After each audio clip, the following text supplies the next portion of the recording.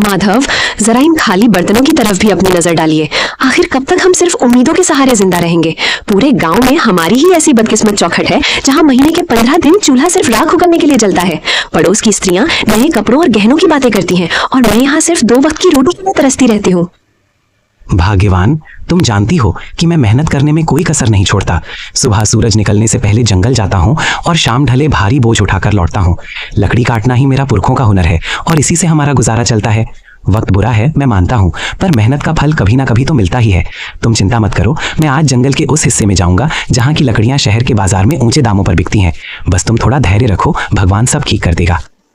धैर्य? पिछले 10 सालों से मैं धैर्य का ही घूंट पीकर जी रही हूँ माधव। आपकी ये बातें अब मुझे दिलासा नहीं बल्कि जख्म देती हैं। लकड़ी काटने के अलावा भी दुनिया में बहुत से काम हैं। आप किसी जमींदार के यहाँ मजदूर क्यों नहीं बन जाते, या फिर शहर जाकर कोई ढंग की नौकरी क्यों नहीं ढूंढते? लकड़ी काटकर आप सिर्फ अपना कंधा तोड़ रहे हैं, गरीबी नहीं। मैं अब इस भूख को बर्दाश्त नहीं कर सकती। मुझे बस इतना चाहिए कि कम से कम हम दोनों रात को चैन की नींद सो सके, बिना इस डर के कि कल सुबह क्या खाएंगे। ठीक है भाग्यवान, अगर तुम्हें लगता है कि मेरी मेहनत काफी नहीं है तो मैं आज से ही दूसरे काम की तलाश शुरू कर दूंगा। मैं लकड़ियां काटने के साथ साथ गांव के जमींदार से भी बात करूंगा कि क्या उनके पास मेरे लिए कोई और काम है। मैं नहीं चाहता कि तुम्हारी आंखों में कभी भी दुखों के बादल छाएं। मैं वादा करता हूं कि मैं हार नहीं मानूंगा। बस आज का दिन किसी तरह काट लो। शाम को जब मैं लौटूंगा तो शायद कोई अच्छी खबर लेकर आऊं। अब मुस्कुरा दो, तुम्हारी मुस्कान ही मेरी असली पूंजी है। तभी अचानक दरवाजे पर हल्की सी दस्तक हुई। केशव उठा और बाहर गया। दरवाजे पर एक बूढ़ा साधु खड़ा था। चेहरा शांत, आंखें तेजस्वी, लेकिन शरीर बेहद कमजोर। बेटा, क्या इस प्यासे राही को थोड़ा सा शीतल जल मिल सकता है? मैं मीलों का सफर तय करके आ रहा हूँ और अब मेरी देह मेरा साथ नहीं दे रही। कंठ सूख गया है और पैरों में छाले पड़ गए हैं। अगर तुम्हारे पास थोड़ा सा अन्न भी हो तो इस बूढ़े को दान कर दो। मुझे किसी राजसी भोग की इच्छा नहीं है, बस एक निवाला मिल जाए ताकि मैं अपनी यात्रा जारी रख सकूं। ईश्वर तुम्हारी सेवा को स्वीकार करेगा और तुम्हारे घर के भंडार हमेशा भरे रहेंगे। प्रणाम महात्मा जी, आपका मेरे द्वार पर आना मेरा सौभाग्य है, लेकिन मैं आपको किस मुंह से बताऊं कि मेरे पास आपको खिलाने के लिए एक दाना भी नहीं है। हम खुद पिछले कल से भूखे हैं। मेरी कुटिया में केवल खाली बर्तन और गरीबी का डेरा है। लेकिन हाँ, मैं आपको प्यासा नहीं जाने दूंगा। मैं अभी अंदर से ठंडा जल लेकर आता हूँ। भोजन न दे पाने का मुझे बहुत दुख है, कृपया मुझे क्षमा कर दीजिएगा। पुत्र, दुखी मत हो। दान देने के लिए धन की नहीं, मन की जरूरत होती है। तुम्हारी आंखों में जो करुणा है वो किसी भी 56 भोग से कहीं अधिक तृप्ति देने वाली है। तुम जल ले आओ, वही मेरे लिए अमृत के समान होगा। इंसान की असलियत उसके अभाव में ही पता चलती है और तुमने अभाव में होकर भी अतिथि सत्कार का धर्म निभाया है। जाओ बेटा, जल ले आओ। मैं यहीं तुम्हारी प्रतीक्षा कर रहा हूं। तुम्हारी सादगी ने मेरा मन जीत लिया है। माधव ने जैसे ही योगी को जल पिलाया, योगी का चेहरा चमक उठा। उन्होंने प्रसन्न होकर माधव को आशीर्वाद दिया। माधव, तुम्हारी सेवा भावना से मैं अत्यंत प्रसन्न हूँ। मैं तुम्हें 3 ऐसे वरदान देता हूँ जो साधारण मनुष्यों की पहुंच से बाहर हैं। तुम जो भी मांगोगे वो सच हो जाएगा। अपनी पहली इच्छा बताओ पुत्र, लेकिन याद रहे वरदान का उपयोग सोच समझ कर करना। धन, वैभव, आयु या शक्ति, तुम कुछ भी मांग सकते हो। बोलो, तुम्हारी पहली अभिलाषा क्या है? महात्मा जी, आपने मुझे बड़ी परीक्षा में डाल दिया। वैसे तो मुझे बहुत कुछ चाहिए, पर मैं अपनी बुद्धि का प्रयोग करना चाहता हूँ। मेरा पहला वरदान ये है कि मेरी ये कुल्हाड़ी, जिसे मैं अपनी जान से ज्यादा चाहता हूँ, जो भी इसे हाथ लगाए वो मेरी आज्ञा के बिना इसे छोड़ ना पाए, और अगर वो इसे चलाना शुरू करे तो जब तक मैं रुकने को न कहूँ वो रुक न सके। क्या आप मुझे ऐसा विचित्र वरदान दे सकते हैं? मुझे लगता है कि ये मेरे बहुत काम आएगी। अजीब मांग है, पर वचन के अनुसार तथास्तु। तुम्हारी कुल्हाड़ी अब तुम्हारी आज्ञा की गुलाम है। अब बिना समय गवाए अपनी दूसरी इच्छा प्रकट करो। याद रखना, तुम्हारे पास केवल 2 और मौके बचे हैं। क्या तुम्हें सोने की खदानें चाहिए या फिर कोई ऐसा महल जो बादलों को छूता हो? संसार की हर सुख सुविधा तुम्हारे कदमों में हो सकती है। बस एक बार अपनी मन की बात कहो और चमत्कार देखो। महाराज, दूसरी इच्छा के लिए मैं इस पुरानी लकड़ी की कुर्सी को चुनता हूँ। मैं चाहता हूं कि जो कोई भी इस कुर्सी पर एक बार बैठ जाए वो मेरी अनुमति के बिना यहां से हिल तक न सके। वो इस कुर्सी से ऐसा चिपक जाए जैसे पत्थर पर लकीर। चाहे कोई कितना भी बलवान क्यों ना हो, मेरी मर्जी के बिना उसका उठना नामुमकिन हो जाए। बस यही मेरी दूसरी विनती है। मुझे विश्वास है कि आप मेरी इस इच्छा को भी पूरा करेंगे। तुम्हारी सोच किसी आम आदमी जैसी नहीं है माधव। ये वरदान भी तुम्हें दिया। अब आखिरी और तीसरी इच्छा की बारी है। सोच लो, क्या तुम अपनी गरीबी हमेशा के लिए खत्म नहीं करना चाहोगे?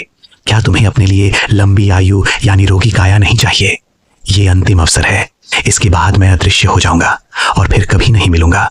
अपनी तीसरी इच्छा मांगो और अपने भाग्य का फैसला खुद करो। महात्मा जी, तीसरी इच्छा के रूप में मैं चाहता हूं कि मेरा ये जो चमड़े का पुराना थैला है, इसके भीतर मैं जो कुछ भी डाल दूं, चाहे वो कोई वस्तु हो, सोना हो या कोई जीवित प्राणी, उसे मेरे अलावा कोई और बाहर न निकाल सके। वो उस थैले की गहराई में तब तक कैद रहे जब तक मैं खुद उसे आजाद न करूं। यही मेरी अंतिम मांग है। तुम्हारी सोच किसी आम आदमी जैसी नहीं है माधव। विचित्र मांगे हैं, पर वचन के अनुसार तथास्तु। तुम्हारी तीनों मांगें पूरी हुई। याद रखना, वरदान तभी काम आते हैं जब उनका उपयोग सही समय पर हो।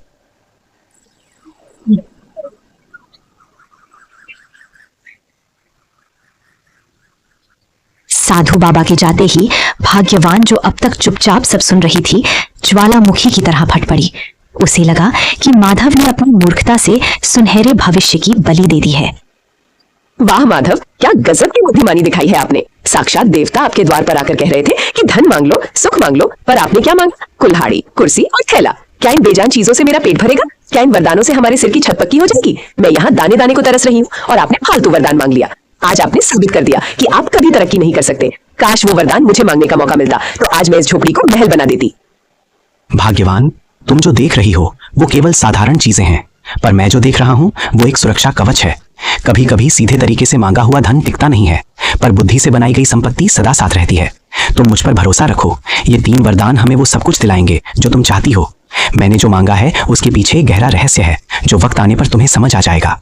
फिलहाल शांत हो जाओ, क्योंकि आने वाला समय बहुत बड़ी चुनौतियां लेकर आने वाला है। पत्नी के तानों से आहत होकर माधव अपनी पुरानी कुल्हाड़ी कंधे पर रखकर चंदनपुर के सबसे घने और डरावने जंगल की ओर निकल पड़ा।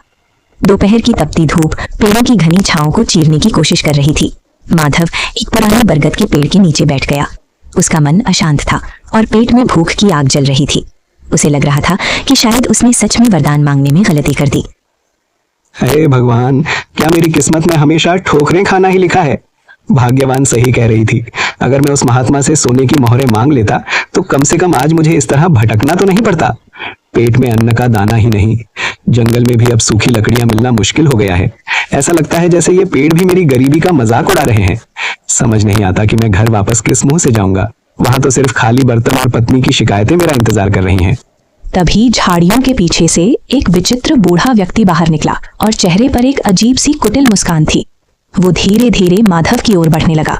माधव ने गौर किया कि उस बूढ़े के चलने की आवाज सामान्य नहीं थी। जब उसने नीचे देखा तो उसके होश उड़ गए। उस बूढ़े के पैर इंसानों जैसे नहीं बल्कि बकरियों के खुरों जैसे थे। अरे ओ नौजवान, इतना उदास होकर इस वीराने में क्यों बैठे हो? तुम्हारी आहें तो इस जंगल के पत्तों को भी सुखा रही हैं। क्या बात है? क्या तुम्हारी पत्नी ने तुम्हें घर से निकाल दिया है, या फिर ये गरीबी का भूत तुम्हारा पीछा नहीं छोड़ रहा? देखो, मैं इस जंगल का बहुत पुराना निवासी हूँ और मैं लोगों के दुख भांप लेता हूँ। तुम्हारी हालत देखकर मुझे तुम पर दया आ रही है। अगर तुम चाहो तो मैं तुम्हारी सारी दरिद्रता एक पल में दूर कर सकता हूँ। बस तुम्हें मेरी एक छोटी सी शर्त माननी होगी। बोलो, क्या तुम अपनी किस्मत बदलना चाहते हो? प्रणाम महानुभाव, आप अचानक इस घने जंगल में कहां से आ गए और आपको कैसे पता चला कि मैं अपनी पत्नी से परेशान होकर यहाँ बैठा हूँ? आपकी बातें सुनकर मुझे थोड़ा अजीब लग रहा है। और ये आपके पैर, आप कोई साधारण मनुष्य तो नहीं लगते। कहीं आप वही मायावी राक्षस तो नहीं जिसकी कहानियां हमारे बुजुर्ग सुनाया करते थे, जो लोगों को लालच देकर उनका सब कुछ छीन लेता है? मुझे आपसे बात करने में डर लग रहा है, फिर भी मेरी जिज्ञासा शांत कीजिए कि आप आखिर हैं कौन और मुझसे क्या चाहते हैं? हा हा हा हा, तुम तो बहुत चतुर निकले लकड़हारे।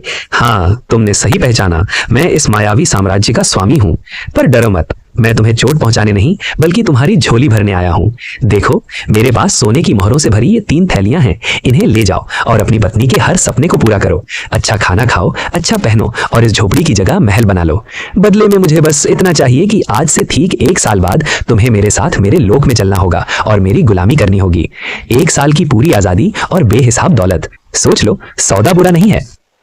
माधव समझ गया था कि ये शैतानी राक्षस उसे अपने जाल में फंसाना चाहता है, लेकिन घर की गरीबी और भाग्यवान के तानों को याद कर उसका मन भूल गया। उसने सोचा कि क्यों ना अभी ये धन ले लिया जाए और बाद में उन वरदानों का इस्तेमाल करके इस राक्षस से निपटा जाए। मालिक, आपकी बात तो सच है। इस तरह रोज रोज भूखे मरने से तो अच्छा है कि 1 साल तक राजाओं जैसी जिंदगी जी ली जाए। मेरी पत्नी को हमेशा मुझसे शिकायत रहती है कि मैं उसके लिए कुछ नहीं कर पाता। कम से कम इन मोहरों से उसे 1 साल की खुशियां तो मिल पाएंगी। पर मुझे डर है कि 1 साल बाद जब आप मुझे लेने आएंगे तो मेरी पत्नी और बच्चों का क्या होगा। खैर, जो होगा सो देखा जाएगा। मैं आपके इस सौदे के लिए तैयार हूँ। मुझे वो सोने की थैलियां दे दीजिए ताकि मैं अपनी बदहाली को दूर कर सकूं, और 1 साल बाद मैं आपके साथ चलने का वादा करता हूँ। बहुत खूब, मुझे तुम्हारी बुद्धिमानी पसंद आई। ये लो सोने की 3 थैलियां। इनमें इतनी दौलत है कि तुम 7 जन्मों तक बैठकर खा सकते हो। जाओ और अपनी जिंदगी के हर पल का आनंद लो।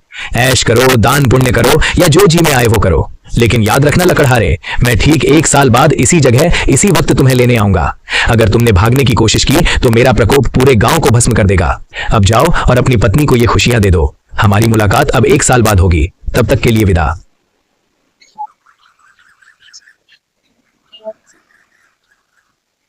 माधव भारी मन और भारी थैलियों के साथ घर लौटा। उसने रास्ते से ढेर सारी मिठाइयाँ, फल, मछली और नए कपड़े खरीदे। भाग्यवान, ओ भाग्यवान, देखो मैं तुम्हारे लिए क्या लाया हूँ। अब तुम्हें कभी भूखा नहीं सोना पड़ेगा और ना ही उन फटे हुए कपड़ों में रहना होगा। देखो, मैं बाजार से तुम्हारे लिए रेशमी वस्त्र और सबसे बढ़िया पकवान लाया हूँ। और ये देखो, सोने की मोहरों से भरी थैलियाँ। अब हम इस पुरानी कुटिया को तोड़कर एक आलीशान मकान बनाएंगे। पूरे चंदनपुर में हमारे जैसा अमीर कोई नहीं होगा। अब मुस्कुराओ और अपनी इस नाराजगी को छोड़ दो, क्योंकि तुम्हारे पति ने तुम्हारी सारी इच्छाएं पूरी करने का रास्ता ढूंढ लिया है। अरे ये सब क्या है माधव? सुबह तो आपके पास एक कौड़ी नहीं थी और अभी दोपहर ढलते ही आप सोने की थैलियां लेकर आ गए। क्या आपने कहीं चोरी की है या किसी का खून किया है? इतने सारे पैसे आपको भला कौन दे सकता है? और ये मिठाइयाँ, ये कपड़े, मेरा तो सिर चकरा रहा है। मुझे सच सच बताइए कि ये धन कहाँ से आया है? कहीं ऐसा ना हो कि इन सुखों के बदले हमें कोई बहुत बड़ी कीमत चुकानी पड़े। मुझे आपकी आंखों में वो खुशी नहीं दिख रही जो इतनी दौलत मिलने पर होनी चाहिए। आप कुछ छुपा रहे हैं ना? भाग्यवान, तुम बहुत सवाल पूछती हो। मैंने कोई चोरी नहीं की है। मुझे जंगल में एक बहुत बड़ा काम मिला है जिसके लिए मालिक ने मुझे ये पेशगी दी है। उन्होंने कहा है कि मैं 1 साल तक आराम करूं और फिर उनके काम पर लौटूं। बस तुम इतना समझ लो कि अब हमारे अच्छे दिन आ गए हैं। आने वाले 1 साल में हम वो सब करेंगे जो हमने कभी सोचा भी नहीं था। जो भविष्य में होगा उसकी चिंता आज क्यों करना? अभी तो बस इस भोजन का आनंद लो और अपनी खुशियां मनाओ। बाकी सब मुझ पर छोड़ दो। भाग्यवान खुश तो थी, पर उसके मन के किसी कोने में एक अनजाना डर बैठ गया था। समय अपनी गति से चलता रहा। माधव, आज साल का आखिरी दिन है और आप सुबह से पागलों की तरह इस पुरानी कुल्हाड़ी को क्यों खोल रहे हैं? हमारे पास अब सोने की कमी नहीं है, फिर भी आप इस फटी पुरानी कुल्हाड़ी और लकड़ी की बेकार कुर्सी को जान से ज्यादा संभाल कर रखते हैं। मुझे सच सच बताइए, वो मालिक कौन है जिसने आपको इतना धन दिया और आज वो आपको कहाँ ले जाने वाला है? आपकी चुप्पी मुझे अंदर ही अंदर खाई जा रही है। क्या हम हमेशा के लिए जुदा होने वाले हैं? अगर ऐसा है तो मुझे ये धन दौलत नहीं चाहिए। मुझे बस अपने पति का साथ चाहिए। क्या आप मुझ पर इतना भी भरोसा नहीं करते कि आपकी परेशानी मुझे बता सके? भाग्यवान, तुम व्यर्थ ही घबरा रही हो। मैंने तुम्हें पहले भी कहा था कि वक्त आने पर सब पता चल जाएगा। आज वो घड़ी आ गई है। जो धन हम पिछले 1 साल से इस्तेमाल कर रहे हैं वो कोई साधारण धन नहीं था। उसे पाने के लिए मैंने अपनी जान का सौदा किया है। लेकिन घबराओ मत, मैंने उस महात्मा से जो 3 वरदान मांगे थे वो आज हमारी रक्षा करेंगे। तुम बस इतना करो कि जब वो अतिथि यहाँ आए तो तुम घर के अंदर रहना और चाहे जो हो जाए बाहर मत आना। आज मैं दिखा दूंगा कि एक साधारण इंसान की बुद्धि बड़े से बड़े मायावी को कैसे परास्त कर सकती है। बस मुझ पर विश्वास रखो और प्रार्थना करो। वो बूढ़ा आदमी अब अपने असली रूप में था, एक भीमकाय राक्षस जिसकी लंबी सींगें थीं और आंखों से अंगारे बरस रहे थे। लकड़हारे, समय समाप्त हुआ। देखो, मैं अपना वादा निभाने आ गया हूँ। तुमने 1 साल तक मेरे धन पर खूब ऐश की, अच्छे पकवान खाए, पर अब भुगतान का समय है। चलो अपनी ये कुल्हाड़ी उठाओ और मेरे पीछे पीछे मेरे नरक लोक की ओर चलो। वहां तुम्हें अनंत काल तक मेरी गुलामी करनी होगी। अब देर मत करो, मेरी भूख बढ़ रही है और मुझे इंसानों को तड़पाने में बड़ा मजा आता है। क्या तुम तैयार हो अपने मालिक के साथ चलने के लिए, या फिर मुझे तुम्हें घसीट कर ले जाना पड़ेगा? अपनी पत्नी से विदा ले लो, क्योंकि अब तुम उसे कभी दोबारा नहीं देख पाओगे। प्रणाम मालिक, आप आ गए। मैं तो आपका ही इंतजार कर रहा था। भला मैं अपने वादे से कैसे मुकर सकता हूँ। मैं चलने के लिए बिल्कुल तैयार हूँ। आखिर आपने मुझे 1 साल तक राजाओं वाली जिंदगी जो दी है। लेकिन मालिक, जाने से पहले मेरी एक छोटी सी विनती है। देखिए, मैंने अपने बच्चों के लिए ये ढेर सारी लकड़ियां इकट्ठा की हैं ताकि मेरे जाने के बाद उन्हें सर्दी न लगे। बस इतनी सी लकड़ियां काटनी बाकी रह गई हैं। अगर आप महानता दिखाते हुए अपनी दिव्य शक्ति से इन 2-4 कुंदों को फाड़ दें तो मैं चैन से आपके साथ चल सकूंगा। आपके लिए तो ये पल भर का काम है। क्या आप अपने सेवक पर इतना सा उपकार करेंगे? तुम इंसान भी कितने भावुक होते हो, जाते जाते भी लकड़ियों की चिंता कर रहे हो। लाओ इधर दो ये खिलौना जैसी कुल्हाड़ी। देखो मैं इसे कैसे एक ही बार में चकनाचूर करता हूं। ये लो और ये लो। अरे ये क्या हो रहा है? ये कुल्हाड़ी मेरे हाथों से चिपक क्यों गई है? मैं इसे छोड़ना चाहता हूँ पर ये मेरे हाथों को जकड़ती जा रही है। और मेरा शरीर अपने आप वार किया जा रहा है। मैं रुकना चाहता हूँ पर मेरे हाथ रुक नहीं रहे। लकड़हारे, ये क्या जादू किया है तूने? मुझे रोक, मैं कह रहा हूँ मुझे अभी के अभी रोक, वरना मैं इस पूरी जगह को तबाह कर दूंगा। अरे मालिक, इतनी जल्दी थक गए? आप तो कह रहे थे कि ये आपके लिए बच्चों का खेल है। काटिए मालिक, अभी तो बहुत सारी लकड़ियां बाकी हैं। आप शायद भूल गए, इस कुल्हाड़ी को जो भी पकड़ता है वो मेरी आज्ञा के बिना इसे छोड़ नहीं सकता, और जब तक मैं ना कहूँ वो रुक भी नहीं सकता। अब काटते रहिए लकड़ियां पूरी रात। मुझे तो अब नींद रही है, मैं जाकर थोड़ा आराम करता हूँ। जब आप थक कर चूर हो जाए और आपकी हड्डियां जवाब देने लगे तब मुझे पुकारिएगा। तब तक इस मुफ्त की मजदूरी का आनंद लीजिए, महाबली राक्षस राज। माधव, बेटा माधव, मुझे बचा ले, मैं हार गया। तुम्हारी बुद्धि के आगे मेरी माया फेल हो गई। मेरे हाथ अब फटने वाले हैं, मेरा दम घुट रहा है। कृपया मुझे इस कुल्हाड़ी के चंगुल से आज़ाद कर दो। मैं कसम खाता हूँ कि मैं तुम्हें अभी नहीं ले जाऊँगा। मैं तुम्हें 1 और साल की मोहलत देता हूँ, और साथ में 3 और सोने की थैलियाँ भी दूंगा। बस मुझे इस नरक से निकालो। मैं अब एक पल भी ये कुल्हाड़ी नहीं चला सकता। मुझ पर दया करो। अच्छा, तो अब आप रास्ते पर आए। 1 साल की मोहलत और 3 थैलियां? नहीं नहीं मालिक, इतना कम तो मेरी मेहनत का हर्जाना भी नहीं है। अगर आप आजाद होना चाहते हैं तो आपको मुझे 5 थैलियां सोने की मोहरें देनी होंगी, और वादा करना होगा कि आप अगले 2 साल तक इधर नजर भी नहीं आएंगे। अगर मंजूर है तो मैं कुल्हाड़ी को रुकने का आदेश दूं।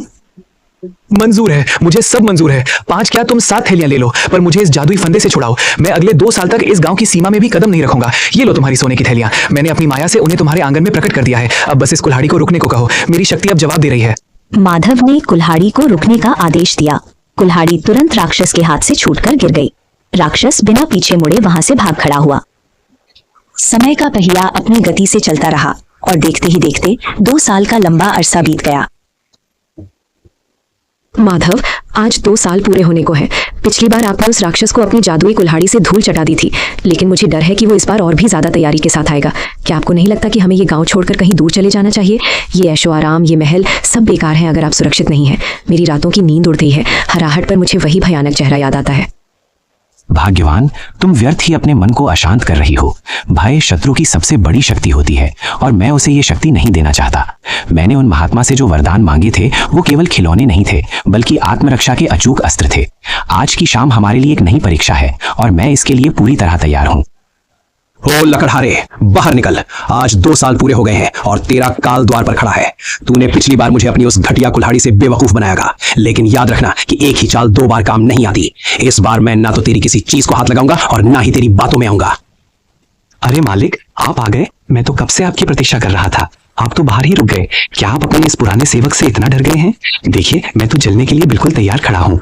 पिछली बार जो हुआ उसके लिए मैं आपसे क्षमा चाहता हूँ। वो तो बस एक मजाक था। आइए, अंदर आइए। आप इतनी दूर से थके हारे आए होंगे, कम से कम थोड़ा विश्राम तो कर लीजिए। देखिए, मैंने आपके स्वागत के लिए आंगन में अपनी सबसे आरामदायक कुर्सी रखी है। बस 5 मिनट वहां बैठिए। मैं अपनी पत्नी से विदा लेकर और अपना थोड़ा सामान समेटकर तुरंत आपके साथ चलता हूँ। राक्षस माधव की बात सुनकर सोच में पड़ गया। उसे लगा कि माधव शायद हार मान चुका है। उसने चारों तरफ देखा। वहां ना तो कोई कुल्हाड़ी थी और ना ही कोई हथियार। आंगन के बीचों बीच बस एक साधारण सी लकड़ी की कुर्सी रखी थी। अपनी थकान और माधव की विनम्रता को देखते हुए राक्षस ने सोचा कि थोड़ा आराम करने में कोई बुराई नहीं है। लगता है तुझे अब अपनी असलियत समझ आ गई है। अच्छा है कि तूने सरेंडर कर दिया, वरना मैं आज बहुत गुस्से में था। खैर, तू कहता है तो मैं 5 मिनट यहाँ बैठ जाता हूँ, पर याद रखना, अगर तूने कोई चालाकी की तो तेरा अंजाम बहुत बुरा होगा। ये कुर्सी तो सच में बहुत आरामदायक है। अब जा, जल्दी से अपना सामान ले आ और अपनी पत्नी को आखिरी बार देख ले। मैं यहाँ बैठ के तेरा इंतजार कर रहा हूँ। अरे मालिक, आपको कुर्सी पसंद आई, ये जानकर मुझे बहुत प्रसन्नता हुई। पर क्या आप जानते हैं, ये कुर्सी जितनी आरामदायक बैठने में है, उठने में उतनी ही कष्टदायक है। जरा कोशिश तो कीजिए उठने की। क्या हुआ मालिक, आप तो हटने का नाम ही नहीं ले रहे। लगता है आप मेरी इस तुच्छ कुर्सी के प्यार में पड़ गए हैं। मैंने आपको बताया नहीं था कि जो भी इस कुर्सी पर एक बार विराजमान हो जाता है वो मेरी आज्ञा के बिना यहाँ से हिल तक नहीं सकता। राक्षस ने पूरी ताकत लगा दी। उसने जोर जोर से चिल्लाया और अपनी मायावी शक्तियों का उपयोग किया, पर वो कुर्सी से टस से मस न हुआ। ऐसा लग रहा था जैसे वो कुर्सी का ही एक हिस्सा बन गया हो। वो जितना जोर लगाता, कुर्सी उसे उतना ही कसकर जकड़ लेती। हार मानकर वो फिर से गिड़गिड़ाने लगा। माधव, ये तूने फिर से मेरे साथ क्या किया? मुझे छोड़ दे, मैं इस कुर्सी से चिपक गया हूँ। मेरी हड्डियां चटक रही हैं। मुझे लगा था तू सुधर गया होगा, पर तू तो पहले से भी ज्यादा खतरनाक निकला। मुझे इस कैद से आजाद कर दे। मैं वादा करता हूँ कि मैं तुझे कभी अपने लोक नहीं ले जाऊंगा। मुझे बहुत दर्द हो रहा है लकड़हारे, क्या तुझे मुझ पर दया नहीं आती? मैं कसम खाता हूँ कि मैं फिर कभी इधर नहीं आऊंगा। बस मुझे इस लकड़ी के शैतान से अलग कर दे। दया? आप एक राक्षस होकर दया की बात कर रहे हैं? आप तो मुझे खत्म करने आए थे। देखिए मालिक, मैं कोई बुरा इंसान नहीं हूं, पर मैं अपनी सुरक्षा करना जानता हूं। अगर आप आजाद होना चाहते हैं तो पिछली बार से दुगनी कीमत चुकानी होगी। मुझे 10 थैलियां सोने की मोहरें चाहिए, और इस बार आपको वादा करना होगा कि आप अगले 5 सालों तक इस इलाके की तरफ मुड़कर भी नहीं देखेंगे। अगर आपको यह सौदा मंजूर है तो कहिए। मंजूर है, मुझे सब मंजूर है। 10 क्या, मैं तुझे 20 थैलियां दूंगा। बस मुझे यहां से उठा। मैं वचन देता हूं कि अगले 5 सालों तक मैं तेरे गांव की परछाई से भी दूर रहूंगा। तेरी बुद्धि के आगे मैं नतमस्तक हूं। ये ले तेरा धन। अब बस अपनी इस जादुई कुर्सी को हुक्म दे कि वह मुझे छोड़ दे। मैं अब एक पल भी यहां नहीं रुकना चाहता। मुझे जाने दे माधव, मैं फिर कभी तुझे चुनौती देने की भूल नहीं करूंगा। माधव ने जैसे ही आजाद कहा, राक्षस स्प्रिंग की तरह कुर्सी से उछला और बिना पीछे देखे भाग निकला। उसके बाद राक्षस कभी वापस नहीं आया। माधव उस धन से गांव का सबसे अमीर आदमी बन गया था। और इस तरह माधव और भाग्यवान ने अपनी सादगी और बुद्धिमत्ता से एक महाबली राक्षस को धूल चटा दी। चंदनपुर में खुशियां लौट आईं और माधव की ये कहानी युगों युगों तक सुनाई जाने लगी कि कैसे एक साधारण लकड़हारे ने अपनी बुद्धि के बल पर भाग्य को बदल दिया।